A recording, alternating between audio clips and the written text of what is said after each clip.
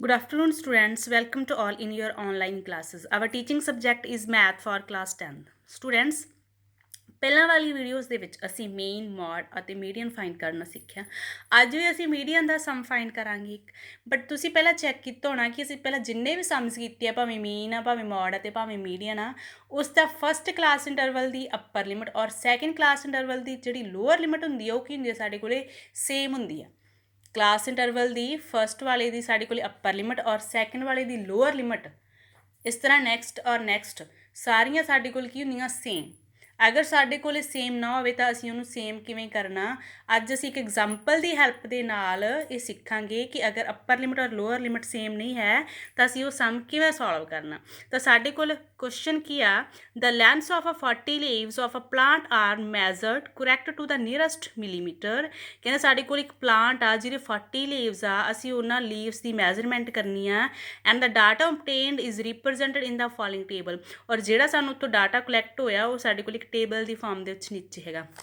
Then length millimetre ਦੇ ਵਿੱਚ, ਜਾਣੀ ਕਿ ਸਾਨੂੰ ਕਲਾਸ ਇੰਟਰਵਲ ਦਿੱਤਾ ਹੋਇਆ 118 to 126, 127 to 135, 136 to 144, 145 to 153 and 154 to 162, 163 to 171, 172 to 180। Students ਤੁਸੀਂ ਹੁਣ ਧਿਆਨ ਨਾਲ ਦੇਖਿਓ ਨਾ ਕਿ ਅਸੀਂ ਪਹਿਲਾਂ ਜਿੰਨੇ ਵੀ ਕਲਾਸ ਇੰਟਰਵਲ ਚੈੱਕ ਕੀਤੇ ਆ ਉਹਨਾਂ ਦੇ ਵਿੱਚ ਜਿਵੇਂ ਸਾਡੇ ਕੋਲ ਫਸਟ ਦੀ ਅੱਪਰ ਲਿਮਿਟ ਕਿੰਨੀ ਹੈ 126, ਨੈਕਸਟ ਦੀ ਲੋਅਰ ਲਿਮਿਟ ਸਾਡੇ ਕੋਲ 126 ਹੀ ਹੋਊਗੀ, ਔਰ ਅਗਰ ਇਹਦੀ 135 ਆ ਤਾਂ ਅਗਲੇ ਦੀ ਕਿੰਨੀ ਹੋਊਗੀ 135। ਬਟ ਅਸੀਂ ਇੱਥੇ ਕੀ ਚੈੱਕ ਕੀਤਾ, ਇੱਥੇ ਸਾਡੇ ਕੋਲ 126 ਹੈ, ਇੱਥੇ ਸਾਡੇ ਕੋਲ ਕਿੰਨੀ ਹੈ 127।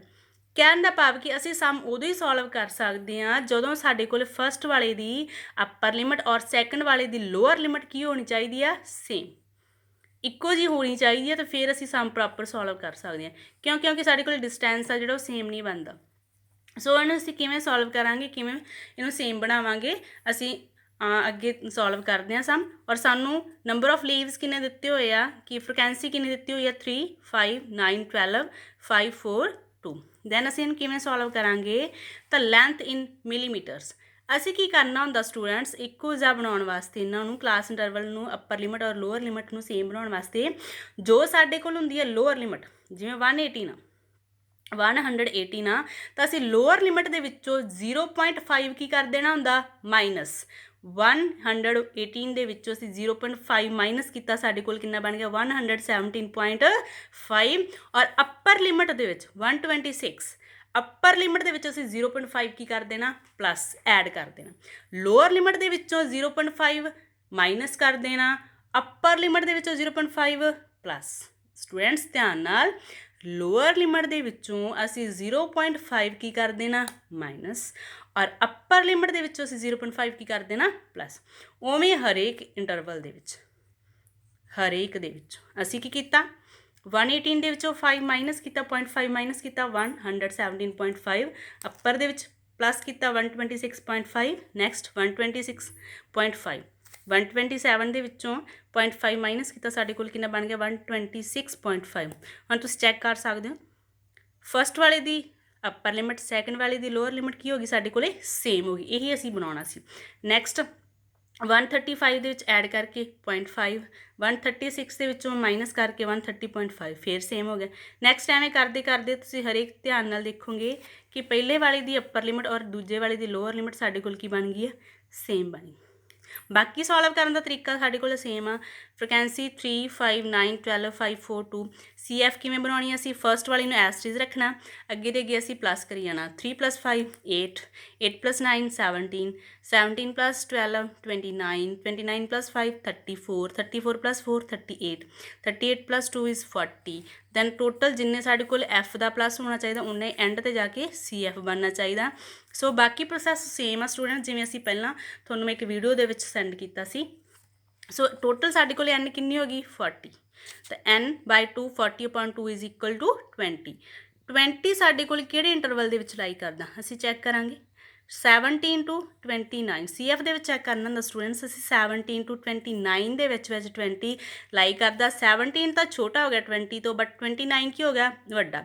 ਅਸੀਂ ਵੱਡੇ ਵਾਲੇ ਦੇ ਵਿੱਚ ਲਾਈ ਕਰਵਾਉਣਾ, ਅਤੇ ਵੱਡੇ ਵਾਲੇ ਦੇ ਸਾਹਮਣੇ ਵਾਲੀ ਸਾਡੀ ਕੀ ਹੋ ਗਈ ਆ, F, और ਉਹਦੇ ਸਾਹਮਣੇ ਵਾਲਾ ਸਾਡਾ ਕੀ ਹੋ ਗਿਆ ਕਲਾਸ ਇੰਟਰਵਲ 144.5 ਟੂ 153.5 ਦੇ ਵਿੱਚ ਸਾਡਾ ਜਿਹੜਾ ਇੰਟਰਵਲ ਆ ਉਹ ਕਰਦਾ ਪਿਆ n/2 ਦੇ ਵਿੱਚ ਲਾਈ ਕਰਦਾ ਪਿਆ। ਸੋ L ਸਾਡੇ ਕੋਲ ਕਿੰਨੀ ਹੋ ਗਈ ਫਿਰ 144.5 ਔਰ ਫ੍ਰੀਕੁਐਂਸੀ ਸਾਡੇ ਕੋਲ ਕਿੰਨੀ ਹੋ ਗਈ 12। CF ਉੱਪਰਲੀ ਹੁੰਦੀ ਹੈ ਸਾਡੇ ਕੋਲ F ਤੋਂ 17 ਔਰ N ਕਿੰਨੇ ਦਾ ਫਰਕ ਆ ਸਾਡੇ ਕੋਲ 9 ਦਾ ਫਰਕ ਆ। ਦੈਨ ਮੀਡੀਅਨ ਦਾ ਫਾਰਮੂਲਾ ਸਾਡੇ ਕੋਲ ਕੀ ਹੁੰਦਾ L + n/2 - CF/F × H।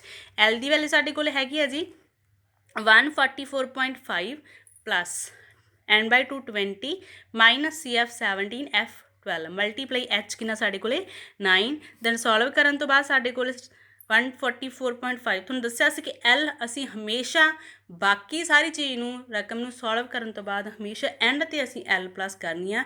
L ਨੂੰ ਪਹਿਲਾਂ ਐਸ ਇਟ ਇਜ਼ ਹੀ ਰੱਖਣਾ ਹੁੰਦਾ। ਦੈਨ 20 ਚੋਂ 17 ਮਾਈਨਸ ਕੀਤੇ 3 ਔਰ 9 ਮਲਟੀਪਲਾਈ ਸਾਡੇ ਕੋਲ 0.12। ਦੈਨ 144.5 + 27/12 ਦੈਨ 27/12 ਨੂੰ ਸੋਲਵ ਕੀਤਾ ਸਾਡੇ ਕੋਲ ਕਿੰਨਾ ਬਣ ਗਿਆ 2.25। ਦੈਨ 144.5 ਦੇ ਵਿੱਚ 2.25 ਐਡ ਕੀਤਾ ਸਾਡੇ ਕੋਲ ਕਿੰਨਾ ਬਣ ਗਿਆ 146.75 mm। The length of median ਅਸੀਂ ਕਹਿ ਸਕਦੇ ਹਾਂ ਲੀਵਸ ਦੀ ਸਾਡੇ ਕੋਲ ਕਿੰਨੀ ਆ ਗਈ 146.75 mm। ਸੋ ਸਟੂਡੈਂਟਸ ਧਿਆਨ ਰੱਖਣਾ ਕਿ ਸਾਡੇ ਕੋਲ ਸਮ ਸੋਲਵ ਕਰਨ ਤੋਂ ਪਹਿਲਾਂ ਲੋਅਰ ਲਿਮਿਟ ਔਰ ਅੱਪਰ ਲਿਮਿਟ, ਫਸਟ ਵਾਲੇ ਦੀ ਅੱਪਰ ਲਿਮਿਟ ਔਰ ਸੈਕੰਡ ਵਾਲੇ ਦੀ ਲੋਅਰ ਲਿਮਿਟ ਕੀ ਹੋਣੀ ਚਾਹੀਦੀ ਹੈ ਸੇਮ। ਪਹਿਲਾਂ ਇਹਨੂੰ ਧਿਆਨ ਵਿੱਚ ਰੱਖਣਾ, ਅਗਰ ਸੇਮ ਹੈਗੀ ਆ ਤਾਂ ਅਸੀਂ ਸਮ ਡਾਇਰੈਕਟ ਸੋਲਵ ਕਰ ਸਕਦੇ ਹਾਂ, ਅਗਰ ਸੇਮ ਨਹੀਂ ਹੈਗੀ ਤਾਂ ਸਾਨੂੰ ਇਹਨੂੰ ਪਹਿਲਾਂ ਸੇਮ ਬਣਾਉਣਾ ਪੈਣਾ।